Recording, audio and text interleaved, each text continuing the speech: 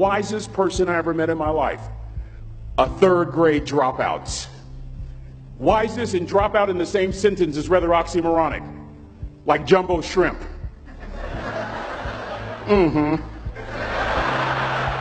Like fun run, ain't nothing fun about it. Like Microsoft Works, y'all don't hear me. I used to say like country music, but I've lived in Texas so long, I love country music now. I hunt, I fish, I have cowboy boots and cowboy. Y'all, I'm a black-neck redneck. Do you hear what I'm saying to you? No longer oxymoronic for me to say country music. And it's not oxymoronic for me to say third grade and dropout. That third grade dropout, the wisest person I ever met in my life, who taught me to combine knowledge and wisdom to make an impact, was my father. A simple cook. Wisest man I ever met in my life. Just a simple cook. Left school in the third grade to help out on the family farm, but just because he left school doesn't mean his education stopped. Mark Twain once said, "I've never allowed my schooling to get in the way of my education." My father taught himself how to read, taught himself how to write, decided in the midst of Jim Crowism, as America was breathing the last gasp of the Civil War, my father decided he was going to stand and be a man. Not a black man, not a brown man, not a white man, but a man. He literally challenged himself to be the best that he could all the days of his life. I have 4 degrees. My brother is a judge. We're not the smartest ones in our family. It's a third grade dropout daddy. A third grade dropout daddy who was quoting Michelangelo, saying to us, "Boys, I won't have a problem if you aim high and miss, but I'm going to have a real issue if you aim low and hit." A country mother quoting Henry Ford, saying, "If you think you can or if you think you can't, you're right." I learned that from a third grade drop. Simple lessons. Lessons like these. Son, you'd rather be an hour early than a minute late. We never knew what time it was at my house because the clocks were always ahead. My mother said for nearly 30 years my father left the house at 3:45 in the morning. One day she asked him, "Why, Daddy?" He said, "Maybe one of my boys will catch me in the act of excellence. I want to share 2 things with you. Aristotle said you are what you repeatedly do. Therefore, excellence ought to be a habit, not an act. Don't ever forget that. I know you're tough, but always remember to be kind. Always. Don't ever forget that. Never embarrass Mama." Yeah. If Mama ain't happy, ain't nobody happy. If Daddy ain't happy, don't nobody care. But, I'm trying to tell you. Next lesson. Lesson from a cook over there in the galley. Son, make sure your servant's towel is bigger than your ego. Ego is the anesthesia that deadens the pain of stupidity. Y'all might have a relative in mind you want to send that to. Let me say it again. Ego is the anesthesia that deadens the pain of stupidity. Pride is the burden of a foolish person. John Wooden coached basketball at UCLA for a living, but his calling was to impact people. And with all those national championships, guess what he was found doing in the middle of the week?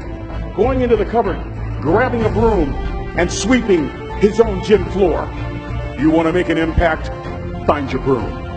Every day of your life, you find your broom. You grow your influence that way. That way you're attracting people so that you can impact them. Final lesson. Son, you're going to do a job. Do it right. I've always been told how average I can be. Always been criticized about being average. But I want to tell you something.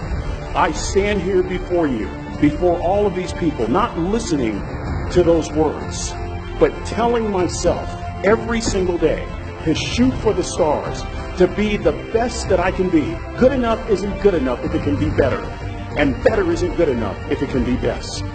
Let me close with a very personal story that I think will bring all this into focus. Wisdom will come to you in the unlikeliest of sources, a lot of times through failure.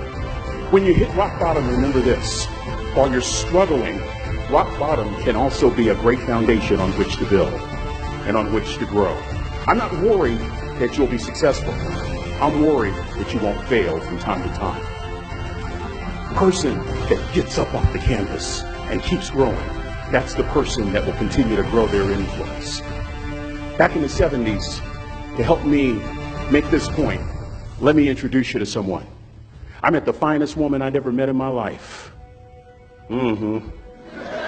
Back in my day, we'd have called her a brick house.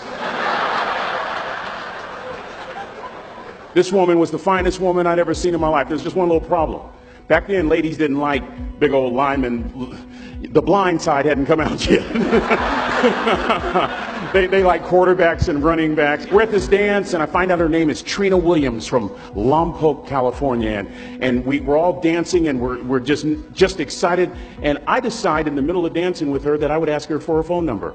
Trina was the first one. Trina was the only woman in college who gave me her real telephone number. The next day, we walked to Baskin & Robbins ice cream parlor. My friends couldn't believe it. This has been 40 years ago, and my friends still can't believe it. We go on a second date, and a third date, and a fourth date. We drive from Chico to Vallejo so that she could meet my parents. My father meets her. My daddy, my hero, he meets her, pulls me to the side and says, "Is she psycho?" But anyway, we go together for a year, 2 years, 3 years, 4 years. By now, Trina's a senior in college. I'm still a freshman, but I'm working some things out. I'm so glad I graduated in 4 terms. Nixon, Ford, Carter, Reagan. So now it's time to propose. So I talk to her girlfriends, and it's California. It's in the 70s, so it has to be outside. Have to have a candle, and have to have, some chocolate. Listen, I'm from the hood. I had a bottle of Boone's Farm wine. That's what I had. She said yes. That was the key. I married the most beautiful woman I'd ever seen in my life. Y'all ever been to a wedding, and even before the wedding starts, you hear this? How in the world?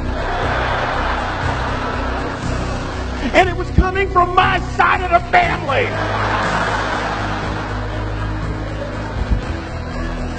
We get married, we have a few children, our lives are great. One day, Trina finds a lump in her left breast. Breast cancer. 6 years after that diagnosis, me and my 2 little boys walked up to Mommy's casket. And for 2 years, my heart didn't beat. If it wasn't for my faith in God, I wouldn't be standing here today. If it wasn't for those 2 little boys, there would have been no reason for which to go on. I was completely lost. That was rock bottom. You know what sustained me? The wisdom of a 3rd grade dropout. The wisdom of a simple cook. We're at the casket. I'd never seen my dad cry. But this time I saw my dad cry. That was his daughter. Trina was his daughter, not his daughter-in-law. And I'm right behind my father, about to see her for the last time on this earth. And my father shared 3 words with me that changed my life right there at the casket. It would be the last lesson he would ever teach me. He said, "Son, just stand. You keep standing. You keep standing. No matter how rough the sea, you keep standing." And I'm not talking about just water. You keep standing. No matter what, you don't give up. And as clearly as I'm talking to you today, these were some of her last words to me. She looked me in the eye and she said, "It doesn't matter to me any longer how long I live. What matters to me most is how I live." I ask y'all one question, a question that I was asked all my life by a 3rd grade dropout. How you living? How you living? Every day ask yourself that question, how you living?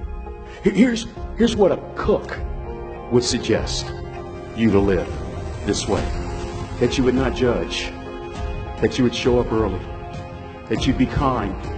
That you make sure that that servant's towel is huge and used. That if you're going to do something, you do it the right way. That cook would tell you this, that it's never wrong to do the right thing. That how you do anything is how you do everything. And in that way, you will grow your influence to make an impact. In that way, you will honor all those who have gone before you, who have invested in you. Look in those unlikeliest places for wisdom. Enhance your life every day by seeking that wisdom and asking yourself every night, how am I living? May God richly bless y'all. Thank you for having me.